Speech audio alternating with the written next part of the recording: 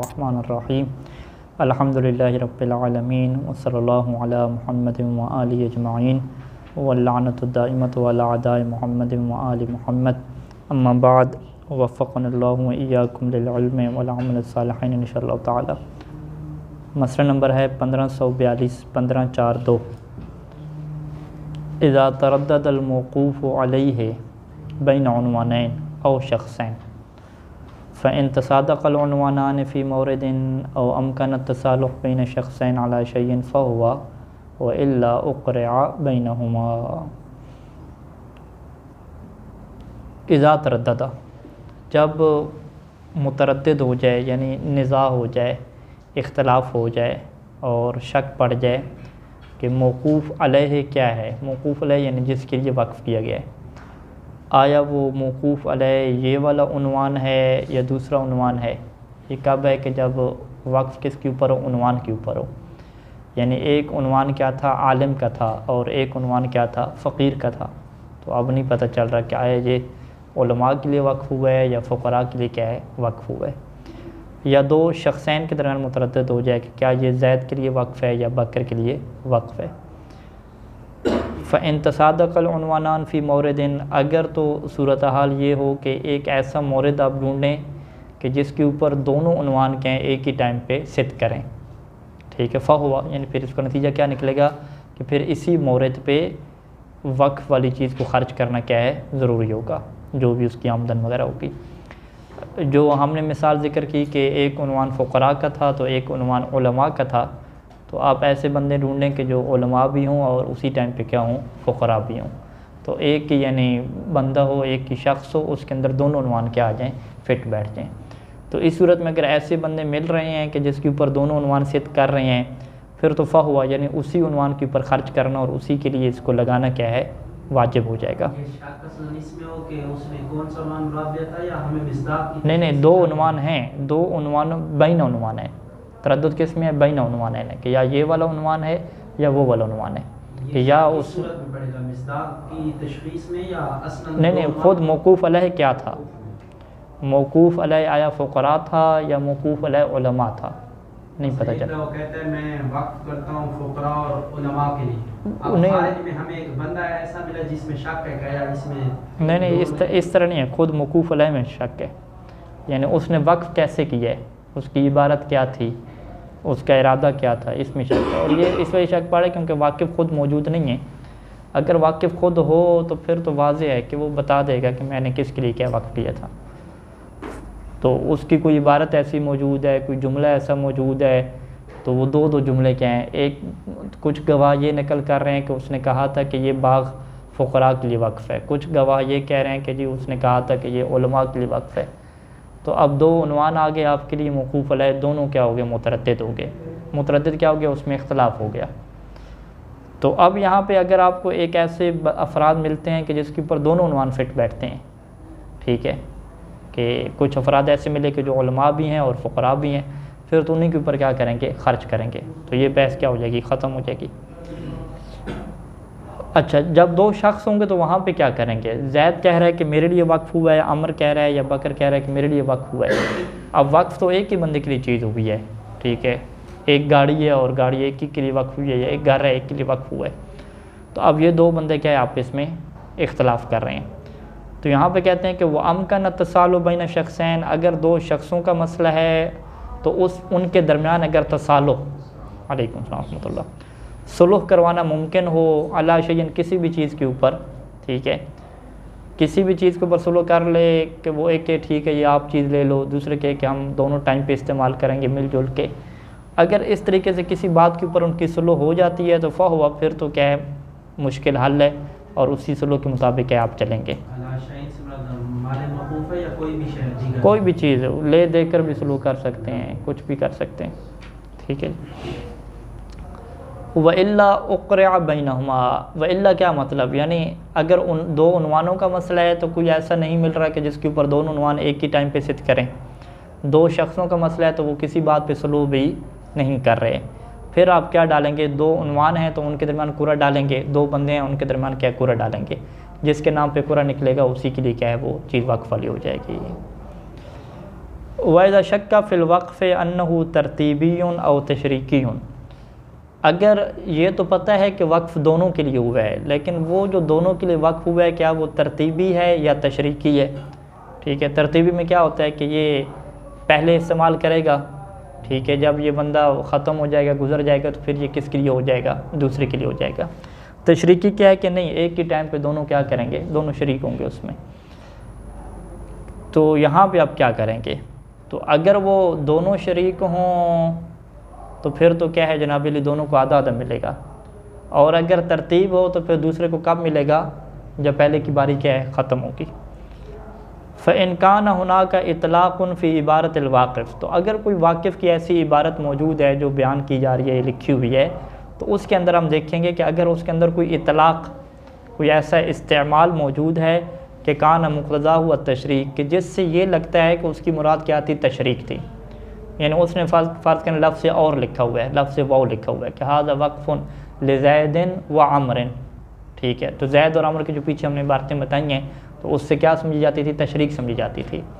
अगर वो सुम्मा का लफ्ज़ हो, ठीक है, तो फिर उससे क्या समझी जाएगी, तरतीब समझी जाएगी।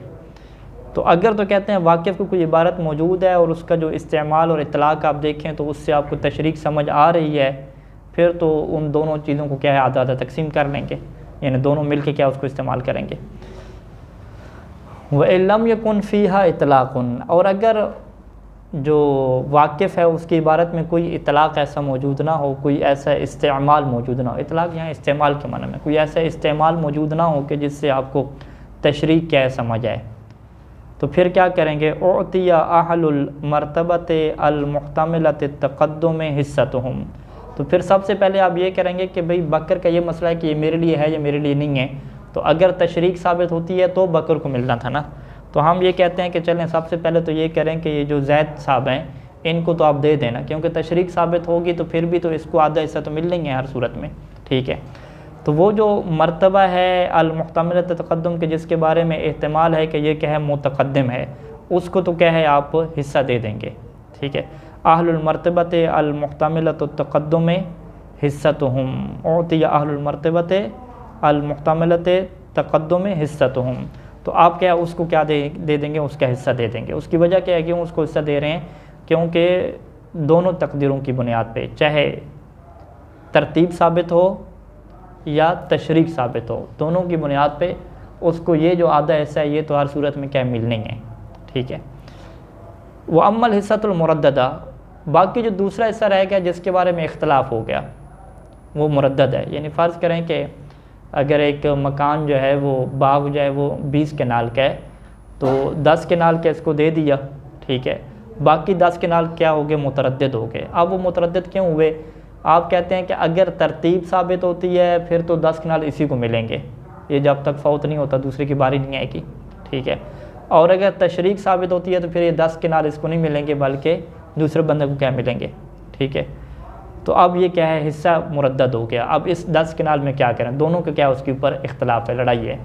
ज़ैद कहता है कि क्योंकि उसका तरतीब का दावा है तो वो कहता है कि ये चीज़ क्या है मुझे मिलनी चाहिए, और अमर जो है उसका बेटा या भांजा है वो कहता है कि नहीं तशरीक थी ये, तो लिहाजा वो क्या उसको लेना चाहता है। तो यहाँ पर वही सूरत हाल है कि फ़ैन अमकन तसालु बैनहुम व बैन मिन बादिहिम, तो अगर उनके दरमियान सुलह कराना मुमकिन हो, व बैना मन बादहुम, और उनके दरमियान जो उनके बाद आ रहे हैं, ठीक है जी, यानी बाद वाले जो तबक़ात आ रहे हैं कि जिनको आप शरीक भी करना चाह रहे हैं, यानी वो बंदा हो गया और जो बाद वाले आ रहे हैं उनके दरमियान किसी तरीके से सुलह मुमकिन है, बिशान आइन मौकूफ़, यानी आइन मौकूफ़ के मुतल्लिक, या बल्कि ये ज़मीर करीब की तरफ पलटाएँ, बिशान हिस्सत मुरद्ददा, कि वो जो हिस्सा मुरद्ददा है उसके मामले में सुलह करवाना क्या है, मुमकिन है इनके दरमियान, और जो बाद में जितने भी लोग आ रहे हैं उनके सुलह हो सकती है। तो फ़ा हुआ, तो अगर ये सुलह कर लें आपस में राज़ी हो जाएँ फिर तो कैफ़ा हुआ, यही काम करेंगे।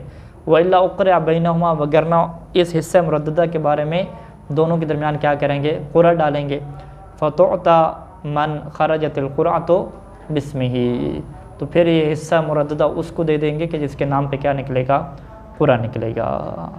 इतलाक़ की सूरत में तशरीक मुक़्तज़ा क्यों है, इतलाक़ की सूरत में तरतीब पे तो हो सकते हैं मुक़्तज़ा। फिर उसको नहीं, वो कहते हैं कि इतलाक़ क्या हुआ, इस्तेमाल, अगर कोई ऐसा इस्तेमाल हो कि जिससे तशरीक समझ आता हो तो आप उसको ले लेंगे। इसका उलट भी आप कर लें, कोई ऐसा इस्तेमाल हो कि जिससे तरतीब समझ आती है तो तरतीब को ले लेंगे, दोनों मौजूद हैं। तरतीब में तो ये है कि हिस्सा बराबर बराबर हो जाएगा ना, वो तो इशू नहीं है, हिस्सा बराबर बराबर अगर कर लें तो आप कहते हैं भाई हिस्सा बराबर वो नहीं करना चाह रहा, वो पहले वाला पूरा लेना चाह रहा है, ठीक है, तो हम कहेंगे पूरा तब लेगा अगर इतलाक़ की इबारत उसके ख़िलाफ़ क्या नाम है उसके हक़ में जाएगी, अगर इतलाक़ की इबारत उसके हक़ में यानी तरतीब होगी तो फिर वो पूरा लेगा। तो बहरहाल ये एक बतौर मिसाल के है, अगर ना आपकी बात ठीक है कि इतलाक़ इसके उलट भी हो सकता है। इज़ा वक़फ़ अलल उलमा, एक बंदे ने वक्फ़ किया कि ये किसके लिए है जी, उलमा के लिए वक्फ़ है। तो अब इस ताबीर का क्या मतलब है कि उलमा, अगर आप कहें कि भाई अरबी ज़बान के लफ्ज़ है उलमा, क्या मतलब इल्म वाले, तो इल्म वाले तो डॉक्टर भी इल्म वाले हैं, इंजीनियर भी इल्म वाले हैं, फ़कत इसमें मौलाना हज़रात और दीनी इल्म वाले तो आप शामिल ना करें। तो वो ये कहता है कि जी मैं क्या करता हूँ जी, वाकिफ़ की जो इबारत उलमा थी इसको बिल्कुल मुतलक लेता हूँ लुग़वी माना में, ठीक है। तो सही सानी क्या फरमाते हैं कि नहीं, फ़ज़ाहिर मिन्हु, इस ताबीर से ये ज़ाहिर है, और ये ज़ाहिर क्यों है, बिहस्बिल गालिब, गालिब के एतबार से। इसको उसूल फ़िक़्ह में क्या कहते हैं, इंसराफ़ कहते हैं कि गलबा इस चीज़ का किस में इस्तेमाल हो रहा है। तो उलमा का इंसराफ़ किस तरफ होता है, मुआशरे के एतबार से गलबा उलमा और शरिया कि जो दीन और शरीयत के उलमा होते हैं, शरीयत को जानने वाले होते हैं, उनके लिए क्या लफ्ज़ उलमा बोला जाता है, ये फिर हर मुआशरे के एतबार से, हर मुआशरे के एतबार से हो गया ऐसे, और अब भी का मुआशरा सारा ऐसे ही है। कौन सा ऐसा मुआशरा है जिसमें उलमा, मगरिब में चले जाता है उलमा मसला, वहाँ पर ऐसे ही है। अभी हम जाएंगे तो पता चलेगा बार। फ़ला यशमल उलमा तिब, बस जो है ये मेडिकल के जो उलमा हैं, नुजूम के उलमा, हिंदसा, जोग्राफिया व नहव, इन जैसे उलमा को क्या ये चीज़ शामिल नहीं होगी। अच्छा, वैज़ा वक़फ़ अला अहल बलदन, एक बंदे ने कहा कि ये चीज़ नजफ़ वालों के लिए ख़ास है, एक शहर क्या है उसने मुअय्यन कर लिया। तो अब इससे क्या मुराद है, इससे मुराद यह है कि इख्तस्सा बिलमुवातिनीन, नजफ़ वाले क्या मतलब, इराक़ वाले क्या मतलब कि जो वहाँ के मुवातिन हैं, जो हम वतन के शुमार होते हैं वहाँ पे, अच्छा हम वतन शुमार होते हैं, वल मुजाविरीन मिनहुम, और इसी तरीके से जो उस बलद के मुजाविर हैं, पड़ोस में रहते हैं, लेकिन पड़ोस में रहने वाले कौन हो, मिनहुम उसी मुवातिन में से हों, यानी हैं तो वो नजफ़ वाले, लेकिन नजफ़ वाले अब क्या है उसके इर्द गिर्द क्या रह रहे हैं, तो ये क्या अहले बलद मुराद। उसने कहा कि नजफ़ शहर वालों के लिए क्या है मैं वक्फ़ करता हूँ। अब नजफ़ शहर वालों से ये मुराद नहीं है कि पूरी दुनिया में नजफ़ शहर वाले कहीं पर भी रह रहे हों, चाहे वो यूरोप में रह रहे हों, ईरान में रह रहे हों, ये मुराद नहीं है। नजफ़ शहर वालों को वक्फ़ करता हूँ, क्या मतलब कि अभी जो नजफ़ मौजूद है इस शहर के अंदर जो मौजूद हैं, या इसके जो आसपास नजफ़ वाले जो रह रहे हैं, इनके लिए ये क्या मेरी मुराद है। ये मुराद नहीं है कि आप पूरी दुनिया में से आप देखें जहाँ पे भी नजफ़ी रह रहे हैं उसको क्या आप ये चीज़ देते हैं। अच्छा, वला यशमुल मुसाफिर, अब ये जो उस शहर में जो लोग रह रहे हैं, उसके जो आसपास रह रहे हैं उसी शहर वाले, अगर इनमें कोई बाहर से बंदा आके रह रहा है, ठीक है, कहते हैं उसको ये उन्वान पर शामिल नहीं होगा। वला यशमुल मुसाफिरीन, ये जो वक्फ़ है ये मुसाफिरों को क्या शामिल नहीं होगा। आप कहते हैं मुसाफिर फ़िक़ी एतबार से बने नहीं है, उन्होंने आके यहाँ पे क्या इकामा कर लिया, इकामा ले लिया, ठीक है, फ़िक़ वाला काम तो आसान है ना, 10 दिन, ठीक है। वह इन नवाउ इक़ामत मुद्दत फ़ी, अगर तो उन्होंने ये नियत कर लिया कि एक मुद्दत तक क्या है इसमें वो रहेंगे, ठीक है, एक मुद्दत तक, लंबी मुद्दत तक रहने का इरादा भी कर लिया, बिल आखिर वो मुवातिन शुमार नहीं होते, यानी हम वतन शुमार नहीं होते, हम परदेश वाले शुमार होते हैं, ठीक है। जब हाँ, जब तक हम नजफ़ वाले मुवातिन शुमार ना हो, हम बाहर अहले लुबनान भी ऐसे हैं जो दीगर अफराद वाले रह रहे हैं वो नहीं शुमार होते। नजफ़ी जो है, नजफ़ी जो लक़ब है यहाँ पे वही है कि जो नजफ़ हैं पुराने, जो बाकी साइडों से आए हुए हैं, खुसूसन दाइश के ज़माने के जो आए हुए हैं या इससे पहले के, वो भी असल नजफ़ी नहीं शुमार, जो भी हो जाए। बहरहाल जिनसिया मिल भी जाए तो फिर भी आप कहेंगे कि ये हामिल जिनसिया इराक़ है। तो ये जो मौजू है इसको उर्फ़ी एतबार से देखना है, कानूनी एतबार से नहीं देखना, ठीक है। आप अपनी इन मिसालें लें, पाकिस्तान में ले लें, आपने अपने पंजाब का कहा कि पंजाब में जो बंदे रह रहे हैं मोमिन, ये तो बहुत बड़ा है, अपने इलाका आप कर लें, तो आपके इलाके में अगर कोई बाहर से आके बंदा रह रहा है बड़ी मुद्दत के लिए, तो वो आपकी मुराद होगा क्या? नहीं होगा मुराद। यानी तो ये क्या है, ये तब है कि जब एक इबारत मौजूद हो तो उससे आप यही समझ रहे हैं। लेकिन अगर वो खुद तशरीह कर दे वक्फ करना, वो कहते हैं जी सबको दो, फिर तो वाज़ेह सब हो जाएगा। अभी हमारी बहस किस में चल रही है कि वाकिफ़ की इबारत है और उससे आपने क्या समझना है। उससे ये चीज़ आप समझेंगे कि जब उसने एक शहर वालों का कहा है तो उसी शहर वाले जो बंदे शुमार होते हैं वो मुराद है, ना कि जो वहाँ पे आके बाहर वाले लोग रह रहे हैं, वो मुराद नहीं है। वैसे मुसाफिर का जो करीना है, मसलन उसकी इकामत की मुद्दत कम होगी, मुसाफिर आप उसको नहीं कह सकते जो मसलन 10-20 साल के रहे, उसको तो जो भी हो बहरहाल मुआशरे के एतबार से देखेंगे। अगर वो मुसाफिर शुमार होते हैं तो नहीं होंगे, हम अजानबी शुमार होते हैं, ये एक हकीकत है। अच्छा जी, जी सही है, वाज़े है, हाँ वाज़े है। वो काम का वो भाई साहब दिक्कत करते हैं ना कुछ हिस्सा दिलवाने के चक्कर में। तो ये उर्फ़ी चीज़ें हैं। सही ने शुरू में कहा था कि आप क़रैन और शवाहिद के मुताबिक चलेंगे तो उसी को मिलेगा। इज़ा वक़फ़ अला मस्जिद और मशहद, एक बंदे ने जो है वो एक बाग वक़फ़ किया था मस्जिद के लिए या एक हरम के लिए। अब क्या तरतीब होगी? कहते हैं कि सोरफ़ नुमाउहु, तो उस बाग के जितने भी नुमा होंगे, जो पैदावार होगी, उसको आप कहाँ पे सर्फ करेंगे? फ़ी मसालिह ही, मस्जिद और हरम की जितने भी मसलहत है, जो इनके फ़वाइद हैं, उनमें क्या खर्च करेंगे। अब वो मसाले क्या हैं वो बयान कर रहे हैं कि मिन तामीर, मस्जिद की तामीर, मस्जिद की तामीरात हो गई, व फ़र्शन हो गया, इसके अंदर चटाइयाँ बिछाना हो गई, ठीक है, फ़र्श बनाना हो गया, फ़र्श बनाना भी कह सकते हैं, वो तामीर में घर से चला जाएगा। फ़र्श यानी चटाइयाँ और कारपेट वगैरह हो गए। व इनारतन, पुराने ज़माने में ये इनारा यानी रोशनी का जो सामान होता था, तो इनारा आजकल के ज़माने में क्या है, बिजली वगैरह का जो खर्च होगा सारा, बिजली के बिल हो गए, लाइट्स, पंखे वगैरह, ये सारी चीज़ें।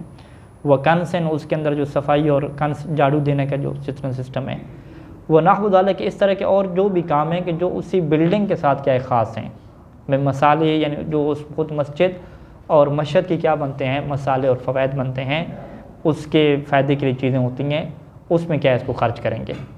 अच्छा जी, वफ़ी जवाज़ अता शय्य मिनन नुमाल इमाम जमात इश्कालुन, आपने क्या कि ये बाग मस्जिद के लिए वक्फ था, तो मस्जिद का जो इमाम जमात है हम उसको भी देना चाहते हैं, ठीक है। तो यहाँ पे सीसा ने इश्काल लगा दिया। कहते हैं कि उस नुमा में से, उस पैदावार में से कोई चीज़ आप क्या इमाम जमात को दे सकते हैं या नहीं दे सकते। कहते हैं कि इसमें क्या इश्काल है। जब इश्काल है तो ला युतरक मामूरात मुख्तलिफ एहतियात, इसमें जो एहतियात के रायत का तकाज़ा बनता है उसको तर्क ना किया जाए। तो एहतियात क्या बनती है कि इमाम जमात को ना दिया जाए। इल्ला अन तकून हुना का करीना, तो मगर ये फिर वाजिब से वाली बात है कि अगर यहाँ पे कोई करीना ऐसा मौजूद हो कि जो ये बताता हो कि अला इरादत मा यशमुल ज़ालिका, कि ये जो इमाम जमात के अखराजात हैं वो भी क्या इसमें शामिल हैं। जब वाकिफ़ ने वक्फ़ किया था बाग मस्जिद के लिए, तो उसकी ये भी मुराद थी कि जो ख़तीब होगा, इमाम जमात होगा, उसको भी क्या आप देंगे। तो फ़योता मिन्हु इन दिन, तो अगर कोई ऐसा करीना और शवाहिद मौजूद है उस इलाके के रस्म व रवाज के मुताबिक, फिर तो ठीक है, फिर आप अता कर देंगे। लेकिन अगर कोई ऐसा इलाके में रस्म व रवाज मौजूद नहीं है तो फिर इमाम जमात अपने दरमियान से खर्चे निकाले तो ये क्या है, मुश्किल हो जाएगा। ये जो मदारिस में ख़ुसूसन आम वगैरह होते हैं वो वक्त होते हैं, तो वो तो लाभ कर ले सकते हैं या साजा भी, बसावत मेहमान आते हैं तो उनको भी दिए जाते हैं। हाँ, तो आप क्या है क्या, अब ये अमूमी चीज़ है, मदारिस के जो दरख्त हैं, मदरसे में आने वाले मेहमान हो गए, तो लाभ हो गए, करीना मौजूद है। जब प्रैक्टिकल दे रहे हैं तो इसी को हम करीना कहते हैं। जिस तरह वो बहस नहीं है थी वज़ू की बहस में कि मदारिस के जो वाशरूम वगैरह हैं ये इस्तेमाल करना, क्या ये तो लाभ के लिए ख़ास हैं या बाहर के लोग हैं तो वो भी इस्तेमाल कर सकते हैं। वो कहते हैं अगर बाहर के इस्तेमाल कर रहे हैं, आज तक किसी ने रोका नहीं है, किसी ने कोई एतराज़ नहीं उठाया, तो ये करीना बनता है कि ये जो वक्फ़ शुदा चीज़ है ये आम थी, यानी खुद उन मस्जिद वालों के लिए भी थी, बाहर वालों के लिए भी थी, ख़ुसूसन जो बाहर वाले मिलने आते हैं, मेहमान बन के आते हैं। इज़ा वक़फ़ अलल हुसैन अलैहिस्सलाम, एक बंदे ने यूँ वक्फ़ किया कि ये चीज़ जी इमाम हुसैन अलैहिस्सलाम के लिए वक्फ़ है, ठीक है जी। तो वो पीछे हमने ये कहा था कि मौकूफ़ अलैह क्या इस दुनिया में होना क्या है, ज़रूरी होता है ना, ठीक है। तो ये जो ताबीर होती है इमाम हुसैन के लिए वक्फ़ करना, ये एक वो मजाजी ताबीर होती है, यानी उनकी मुराद ये नहीं होती कि इमाम हुसैन अलैहिस्सलाम को आप जाके देंगे कि जी आपके लिए वक्फ़ है तो बाकी आमदन हुई है तो ये आप ले लें, तो वो तो ज़ाहिर बात है दुनिया में मौजूद नहीं है। तो अगर कोई इमाम हुसैन के लिए वक्फ़ करता है तो उसका फिर मतलब क्या होता है, उसका मतलब ये होता है कि मजालिस इमाम हुसैन के लिए, मातम के लिए, ये उसकी मुराद होती है। तो जब उसकी मुराद ये है तो लिहाजा सोरफ़ फ़ी इक़ामत अज़ाइही, तो ये जो वक्फ़ वाली आमदन होगी इसको कहाँ पे खर्च करेंगे? फ़ी इक़ामत अज़ाही अज़ाए हुसैन, इमाम हुसैन की आज़ादारी जो होगी ना उस पे क्या है खर्च होगी। अब आज़ादारी के कौन कौन से हिस्से हैं? मिन उजरतुल कारी, जो कारी पढ़ने वाला होगा उसमें, पढ़ने वाला यानी कारी को मुतलक हमने कारी कुरान ना लें, मुतलकन पढ़ने वाला, ठीक है, नोहा पढ़ने वाला, ख़तीब, कुछ भी। और इसी तरीके से वमा यतारफ़ु सरफ़ु फ़िल मजलिस, और इसी तरीके से वो अखराजात जो रवाज हैं, मुतारिफ़ हैं कि वो मजलिस में क्या है वो चीज़ें खर्च की जाती हैं। लिल मुस्तमिईना, उन लोगों के लिए जो सुनने वाले होते हैं मजलिस को, मिन तामिन, कोई खाने का इंतज़ाम है, पानी वगैरह का इंतज़ाम है वगैरह, इसके अलावा जो भी इंतज़ामात वगैरह होते हैं। तो ये जो है वो ये सिस्टम है कि असल उसका मकसद क्या था वक्फ़ करने का? उन्वान एक मकसद था कि ये मजलिस अज़ा के लिए वक्फ़ कर रहा हूँ, लेकिन उसने मजलिस अज़ा की बजाय इमाम हुसैन के क्या नाम ले लिया। ये इराक़ी इस तरीके से करते हैं, ये वक्फ़ है जी मौला अब्बास के लिए, वक्फ़ है मौला हुसैन के लिए, यूँ करके। तो हमारे यहाँ वो कहते हैं ये वक्फ़ है मजलिस के लिए, इमाम बारगाह के लिए, यूँ होता है, लेकिन इराक़ में जो है वो ये ताबीर चलती है। तो इसी वजह से सही सारी ने एहतियात औला भी लगाई है। क्या एहतियात औला इसमें बेहतर क्या है कि इहदा व सवाब ज़ालिक अलैहिस्सलाम, कि ये काम करने के बाद आप नियत ये करें कि इसका जो सवाब है वो हम हदिया करते हैं इमाम हुसैन अलैहिस्सलाम के लिए। वला फ़र्क़ बैन इक़ामत मजलिस लिल अज़ा, इसमें कोई फ़र्क नहीं है कि ये जो आपने ख़र्चा किया है मजलिस को कायम करके अज़ादारी के लिए, अज़ा के लिए, ठीक है, मजलिस आपने कायम की और मजलिस कायम करने के साथ साथ ये आपने खर्चात कर दिए, या आपने क्या किया युअत ज़ाकिरो लिअज़ाई, आपने ये जो है वो पैसा दे दिया, किसको दे दिया? ज़ाकिर को दे दिया, ज़िक्र करने वाला, यानी इमाम हुसैन की जो मजलिस की अज़ादारी को जो ज़िक्र करने वाला है उसको क्या आपने दे दिया। अब वो जो ज़िक्र करने वाला है, चाहे वो मस्जिद में ज़िक्र कर रहा हो इसका, चाहे वो हरम में ज़िक्र कर रहा हो, सहन में कर रहा हो, गैर वाले का कहीं पर भी क्या ज़िक्र कर रहा हो, आपने क्या एक ज़ाकिर ढूंढा और ज़ाकिर ढूंढने के बाद आपने कहा कि ये जी पैसा जो है वो आपके लिए है, कि आप जो है वो ये हम आपको दे रहे हैं ताकि आप क्या करें? मौला हुसैन का ज़िक्र करें, ठीक है। तो अब वो क्या करता है जी? मौला हुसैन की जो अज़ा है उसका क्या ज़िक्र वो करता है। तो इस तरह भी हो सकता है, यानी बाकायदा मजलिस बर्पा ना करें, मजलिस बर्पा कराने की बजाय एक बंदे को दे दें और कहें कि जी आपने क्या ज़िक्र करना है, ज़िक्र अहल बैत करना, आगे वो कहीं पर भी करता रहे। तो ये दोनों क्या काम हो सकते हैं। हाज़ा, ये उस सूरत में है कि मा इंसराफ़िल वक़्फ़ अलैहि, यानी अला इमाम हुसैन अलैहिस्सलाम इला इक़ामत अज़ाही, कि अगर जो है वो वक्फ़ का इंसराफ़, यानी एक बंदे ने कहा कि इमाम हुसैन के ऊपर मैं वक्फ़ करता हूँ, तो इंसराफ़ ये जहन किस तरफ जाता है? अगर जहन इस बात की तरफ जाता हो कि इला इक़ामत अज़ाही, कि वो ये चाहता है कि आज़ादारी इमाम हुसैन को क्या किया जाए? कायम किया जाए, तो फिर ये वाले सारे क्या अहकाम आएंगे। व इल्ला जरा अलैहि मा सयाती फ़िल वक़्फ़ अलन नबी सल्लल्लाहु अलैहि वसल्लम, वगरना इसके ऊपर वही अहकाम जारी होंगे कि जो बाद में आएंगे, कि जिसमें आप वक्फ़ किसी नबी के ऊपर करते हैं या जो है वो अहले बैत अलैहिस्सलाम के ऊपर वक्फ़ करते हैं। काफ़ी है जी।